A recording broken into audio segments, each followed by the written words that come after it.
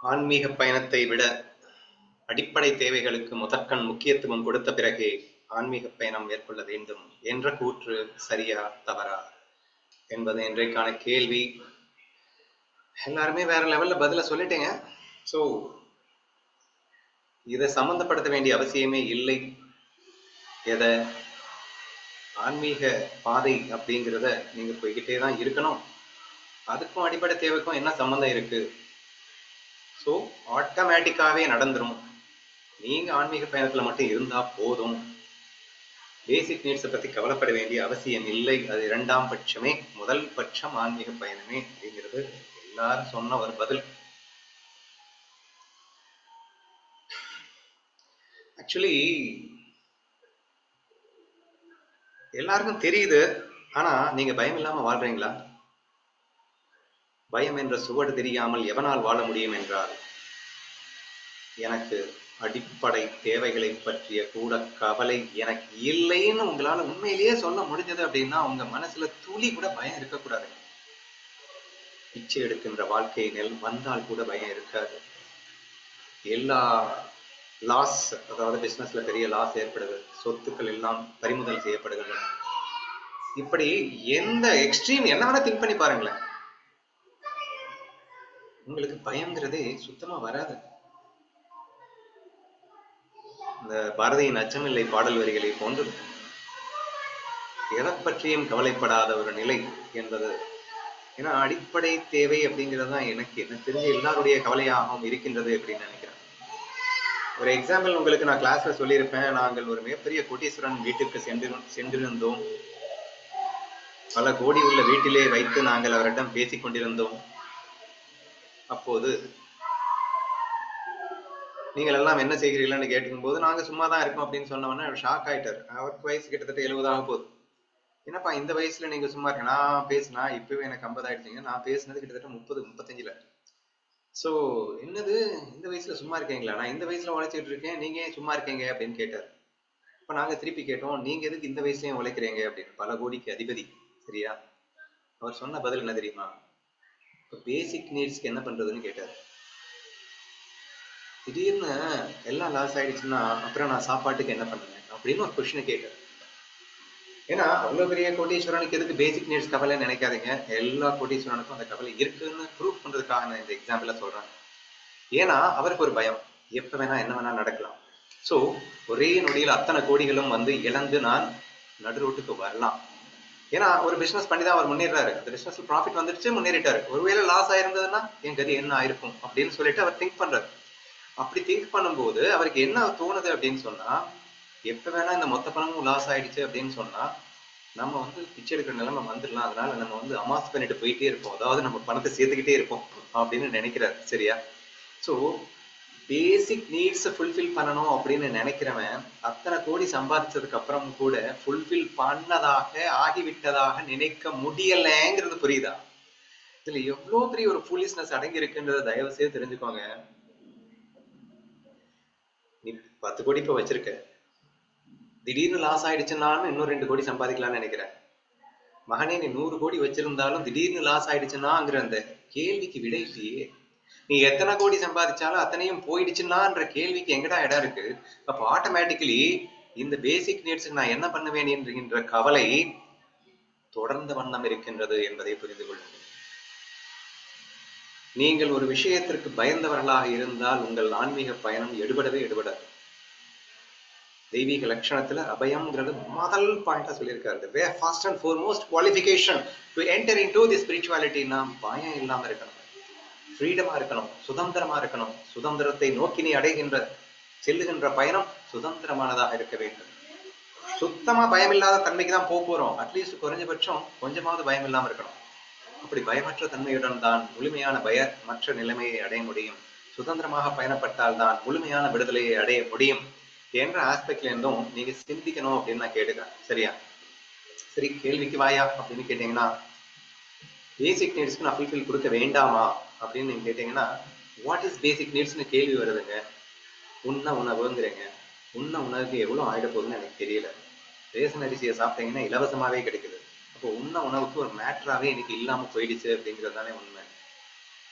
அதே மாதிரி உடுக்க உடை, இன்னைக்கு எல்லாமே ஹைஃபையா இருக்காங்க. நீங்க இன்னொருத்தர் உடுத்தின உடையை உடுத்துறதுக்கு நீங்க ரெடியா இருந்தீங்கன்னா உங்ககிட்ட தான் நிறைய உடைகளே இருக்கும் அப்படின்னு சொல்லலாம். அந்த அளவுக்கு உடை பஞ்சமும் இங்கே இல்லாமல் எல்லாம் இல்லை. நான் டீக்கா இருக்கணும், ஹைஃபையா இருக்கணும், நான் அப்படி போடணும், இப்படி போடணும், 5 ஸ்டார் ஹோட்டல்ல சாப்பிடணும் அப்படின்னா தானேங்க பணம் தேவை, எல்லாம் தேவை. நீடுங்கிறதே அங்க தானேங்க வருது. அப்போ இருக்க இடம், நான் ஒரு கோயிலிலும் வசிக்க தயார், அல்லது ஒரு ஊருக்கு ஒதுக்குப்புறமான ஒரு கெஸ்ட் ஹவுஸ்லயும் வசிக்க தயார். அதாவது கெஸ்ட் ஹவுஸ் அப்படிங்கிறத விட நான் என்னுடைய எக்ஸ்பீரியன்ஸ், நிறைய பேர் இன்னைக்கு தோப்புல காட்டுல பெரிய பெரிய பங்களா மாதிரி வீடை கட்டி வச்சிருக்காங்க. எவனும் போக மாட்டான். இன்னைக்காவது ஒரு நாள் போய் ஜாலியா இருந்துட்டு வர்றதுக்காக அவ்வளவு பெரிய வீடை கட்டி வச்சிருக்காங்க. ஐயா நான் இங்க இருந்துகிட்டுமா, உங்களுக்கு காவல்காரன் மாதிரி இருக்க போறேன்ல அப்படின்னு சொன்னா, ஐயா இலவச காவல்காரன் கிடைத்து விட்டான் என்று இலவச வீடு நமக்கு கிடைக்கிறது. So just for information I'm telling you. So if you are really ready for the simple life அப்படின்னு சொன்னா, அப்போ ஆட்டோமேட்டிக்கா அங்கே நீடுங்கிறதே இல்லைங்கிற, அது ஆட்டோமேட்டிக்கா ஃபுல்ஃபில் ஆகுது அப்படிங்கிற. இது ரொம்ப எலாபரேட்டா போகுது, என்ன பேசிட்டாரு. யானை, அவ்வளவு தேவையுள்ள யானைக்கும் இறைவன் படி இழைக்கின்றான். இறைவன் எவ்வளோருக்கும் படி அடைந்து கொண்டுதான் இருப்பான். இன்ஃபேக்ட் பகவத்கீதையில டிக்ளரே பண்ணிட்டான், நீ மட்டும் சரணாயிட்டேன்டான், டோட்டலா நான் உன்னை பார்த்துக்கிறது நான் தான்டா அப்படின்னு சொல்லிட்டான். சரண ஆகாதவனையும் அவன் பார்த்து கொண்டிருக்கின்றான். So therefore it is needless to worry about the basic needs அப்படின்னு எல்லாம் ஏற்கனவே சொல்லி முடிச்சாச்சு. சரி அதை விடுங்க, இப்போ நான் முக்கியமான பாயிண்ட்டுக்கு வரேன். ஆன்மீகம்னா தான் என்னையா, பேசிக் நீட்ஸ்னா என்னன்னு பார்த்துட்டோமா. ஆன்மீகம்னா என்னையா, என்னதான் ஐயா நம்ம இத்தனை வருஷமா ஆன்மீகத்தை பத்தி புரிஞ்சிட்டு இருக்கோம். ஆன்மீகம் அப்படிங்கிறது எனது சொரூபத்தை நான் அனுபவிக்கிறதுங்க. சச்சித்தானந்தம் அப்படிங்கிற பேரானந்தத்தை நான் அனுபவிக்கிறது. அது எங்க இருக்கு அப்படின்னு சொன்னா, என்னை இப்படி இப்படி காட்டுன்னு இந்த உடம்பு நினைச்சிடாதீங்க. அது என் சொரூபமாக இருக்கின்றது. அது எங்கும் இருக்கிறது, எல்லாமா இருக்கிறது, அனைத்துமாக இருக்கின்ற அந்த ஆத்ம வஸ்துவே நான், சச்சித்தானந்த உணர்வே நான் என்ற அந்த உண்மை தத்துவத்தை உணர்வதற்கான முயற்சிக்கு பேர் ஆன்மீகம்னு பேரு. அப்போ லௌகீகம்னா என்ன? லூசுத்தனமா, முட்டாள்தனமா, நான் யாருன்னே தெரியாம பொய்யை உண்மை என்று நம்பி செத்து சின்னாமாகிக் கொண்டிருக்கும் ஒரு அவல வாழ்க்கைக்கு லௌகீகம்னு பேரு. இப்போ what is most important in the life அப்படின்னு சொன்னா, லூசுத்தனமா என்னையே நான் மறந்துட்டு ஒரு மாயையை உண்மை நம்பிட்டு இந்த பிம்பத்தை நான் நினைச்சுக்கிட்டு வாழ்ந்து கொண்டிருக்கின்ற கேவலமான வாழ்க்கையிலிருந்து தப்பிக்க வேண்டும் என்பதுதான் ஒவ்வொரு மனிதனின் தலையாய கடமை. The primary goal of the life என்று நான் அடிக்கடி சொல்லுவதுண்டு. என்ன வேணா நீங்க கோல் வச்சுக்கோங்க, அது எல்லாமே செகண்டரியா தான் இருக்கணும். But what is the primary கோலா இருக்கணும் அப்படின்னா, உங்களது ஆன்மீக இலக்காகத்தான் இருக்க முடியும். நான் யார் என்பதை உணர்வதாக மட்டும்தான் இருக்க முடியும் அப்படிங்கிறத எல்லாம் தெளிவா நம்ம பேசிட்டு இருக்கோம். சரியா? ஆன்மீக விஷயங்களை கற்றவன், ஆன்மீக விஷயங்களை புரிந்து கொண்டவன் என்னதை புரிஞ்சுக்கிட்டான்? எடுத்தெடுப்புல என்ன புரிஞ்சுக்கிறான்? சுகமும் துக்கமும் உன் மனம் செய்யும் மாயை என்று. இந்த ஃபர்ஸ்ட் இந்த மொமெண்ட்லயே நம்ம எதை பத்தியும் கவலைப்பட வேண்டியது இல்லைங்க. பிச்சை எடுக்கிற நிலைமை வந்தாலும் சந்தோஷமா இருக்கலாம், அவமானப்படுற நிலைமையில வந்தாலும் சந்தோஷமா இருக்கலாம், எது எப்படி இருந்தாலும் சந்தோஷமா இருக்கலாம். ஸ்வரூபத்தையே நீ அடைய வேணாம். நீ மனசை மட்டும் கொஞ்சம் மாத்தி அமைச்சுக்கிட்டேனா, உன்னுடைய தாட் பேர்டன்ஸ் நீ மாத்தி அமைச்சாலே ஆட்டோமேட்டிக்கா நீ பிளிஸ்ஃபுல்லா இருக்க முடியும் வாழ்க்கையில. இதை விட ஏங்க, what is the primary goal of the லைஃப்ல? சந்தோஷங்கிறது அவனுக்கு தெரியாது. நான் யாருங்கிறத உணரும், பிரம்மத்தை அடையும், அதை கூட வேணாங்க. எங்க சந்தோஷம் தானுங்க. இதை விட பெரிய விஷயம் ஏதாவது இருக்காங்க? நீ 1000 கோடி வச்சுக்கோ, கார் வச்சுக்கோ, பங்களா வச்சுக்கோ, எல்லாம் வச்சுக்கோ, மனசுல சந்தோஷம் இல்லைன்னா அது வெற்றின்னு அர்த்தமா? மிகப்பெரிய தோல்விதானே. அப்போ சந்தோஷம் என்ற இலக்கு தானே ஒரு மனிதனின் தலையாக இலக்காக இருக்க முடியுங்க. நான் பேசிக் நீட்ஸை ஃபுல்ஃபில் பண்ணிட்டு அதுக்கப்புறம் நான் சந்தோஷத்துக்கு வரட்டுமா? இந்த லூசு பையில சந்தோஷமா பேசிக் நீட்ஸை ஃபுல்ஃபில் பண்ணி போக வேண்டியதானே. நீ ஏன் பேசிக் நீட்ஸை ஃபுல்ஃபில் பண்ணிட்டு தான் நான் இந்த இதுக்கு வருவேன் நீ ஏன் நினைக்கணும்? It's self is again an அறியாமை.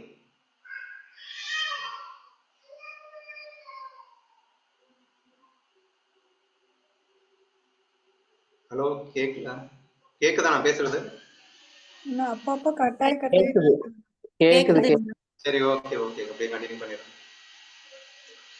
சோ இத்தனை ஆண்டுகளாக நாம் ஆன்மீக வாழ்க்கையில் இருந்து கொண்டு நாம் பேசிக் நீட்ஸை பற்றி கவலைப்படுகின்றோம் என்றால் அது வெட்கக்கேடான விஷயம் என்பதை தயவு செய்து உணர்ந்து விடுங்கள். ஏதோ எனக்கு பணம் வர வேண்டியது இருந்தது, அது எங்க லாஸ் ஆயிடுச்சு அப்படின்னா என் மனம் பதறுகிறது என்றால் அதை விட கேவலம் எதுவுமே இல்லை. எதுவுமே இல்லைன்னாலும் சந்தோஷமா வாழ முடியும் என்பதை வெறும் ஃபர்ஸ்ட் கிளாஸ்லயே தெரிஞ்சதுக்கு அப்புறமும் கூட மனம் என்னத்தையோ எண்ணி பதறி கொண்டிருக்கிறது. இல்லைங்க, நானும் பெருசா ஆசைப்படலைங்க. பேசிக் நீட்ஸ் இருந்து எப்படி முக்கியம் தானேங்க, லைஃப்க்கு வேண்டியது தானேங்க, நியாயமான ஆசை தானேங்க இது. இதுக்கு தானேங்க நான் ஆசைப்படுறேன், இது எங்க தப்புங்க? எப்படி எல்லாம் வந்து சப்பை கட்டி கட்டி கொண்டு உங்களை நீங்களே ஏமாற்றிக் கொண்டிருக்க வேண்டாம். நான் திரும்ப திரும்ப உங்களுக்கு சொல்லிக்கிட்டு இருக்கிற ஒரு விஷயம் என்னன்னா, வெல்கம் தி டிஃபிகல்டிஸ் அப்படின்னு சொல்றேன். நேற்று சும்மா பயங்கரமா பேசுனீங்க, எதுவுமே இல்லாம நம்ம ஆன்மீக பயிற்சி பண்ணினால் தான் மிக விரைவா ஆன்மீகத்தை அடைய முடியும்னு பேசுறீங்க. பின் எதுக்கு பேசிக் நீட்ஸ்? எதுவுமே இல்லைன்னா அதுவும் சேர்ந்துதானங்க அடங்கும். அப்போ அதையும் ஒரு ஆன்மீக பயிற்சிக்கு உந்து சக்தியாக உந்துகோலாக எடுத்துக்கொண்டு அற்புதமாக நாம் பயணப்படுவதற்கு எதுவுமே இல்லாம இருக்கட்டுமே. எங்க புத்தனரும் பட்டினத்தாரும் பைத்தியக்காரங்களாங்க. எல்லாத்தையும் தூக்கி குப்பையில போட்டுட்டு பிச்சை எடுத்துட்டு நான் பிராக்டிஸ் பண்ணணும்னு நினைச்சானே, அவன் என்ன லூசா? எனக்கு தெரியல. அவ்வளவு பெரிய மகான்கள் எல்லாம் நீங்க பார்க்கவே மாட்டீங்களா? ஏங்க எதுவுமே இல்லைன்னாலும் ரொம்ப ஈஸியா ஆன்மீக பயிற்சிக்குள்ள போக முடியும்ன்றதை நிரூபிச்சு காட்டியிருக்காங்களா இல்லையா? உண்மையிலதான் நமக்கு ஆன்மீகதாக இருக்கா இல்லையானே எனக்கு பெரிய டவுட்டாவே ஆயிடுது. சரியா? சோ ஆன்மீகத்தில் இருப்பவர்கள், ஆன்மீக தாகம் கொண்டவர்கள், ஆன்மீக சாதகன் என்று உங்களை நீங்கள் கூறிக்கொள்வது உண்மை என்றால் முதலில் பயம் என்ற சுவடு தெரியாமல் வாழ பழகிக்கொள். அடிப்படை தேவைகளுக்காக கூட நீ பயப்படக்கூடாது. அப்படி பயந்தால் நீ ஆன்மீகத்திற்கு வர முடியாது என்ற கருத்தை மட்டும் நான் வைக்கலாம் என்று சொல்லி இந்த பதிலை நிறைவு செய்கின்றேன். ஸோ ஆன்மீகம் அப்படிங்கிறது சந்தோஷம் என்ற ஒரு விஷயத்தை குறிக்கின்றது. அது வந்துருச்சு அப்படின்னா எதுவுமே தேவை. நம்ம கடைசி ஹையர் நாலேஜ்ல என்ன பேசிட்டு இருக்கோம் அப்படின்னா, நீ கர்மம் செய்யாமலேயே நீ கர்மத்தை செய்வாய். ஆட்டோமேட்டிக் ப்ராசஸ்ல போயிட்டோம். பரபிரம்மம் அப்படிங்கிற அந்த ஸ்திதியை பத்தி எல்லாம் பேசிட்டு இருக்கோம். இது எல்லாமே வெறும் மாயைன்னு சொல்லிட்டு இருக்கோம், ஸ்வப்னான்னு சொல்லிட்டு இருக்கோம், கனவுன்னு சொல்லிட்டு இருக்கோம். கனவை பார்த்து எவனாவது பயப்படுவானாங்க? அட இல்லாத விஷயத்தை பார்த்து ஏதாவது பயப்படுவானா? மாயா நாலேஜ் ஸ்ட்ரென்தன் ஆயிடுச்சு. கிருஷ்ணா ஃபீல்ன்ற பேர்ல நமக்கு வந்து பக்தி உணர்வு அனைத்தும் கண்ணன் கிருஷ்ண பிரசாதமாக ஏற்றி மெல்ல வேண்டும். அவன் பஞ்சபூதங்களாக இருந்து அவனுக்கு நமக்கு காட்டுகின்ற எல்லா சுகங்களையும் அனுபவித்தர்கள் அல்லவா நாம். இனி நாம் என்ன செய்யணும் அப்படின்னா, அவன் எப்படி வேணா சோதிச்சு போடா என்ன, எல்லாம் உன் அனுகிரகம் என்று நான் வாழ்ந்து காட்டுகிறேன் என்று சவால் விட வேண்டும். இப்படி எல்லாம் பேசிக்கிட்டு கடைசியில நான் பேசிக் நீட்ஸுக்கு பயமா இருக்குன்னு சொன்னா என்ன சொல்றதுன்னு எனக்கு தெரியல. சோ நீங்களாகவே புரிந்து கொள்ளுங்கள் எனது பதில் என்ன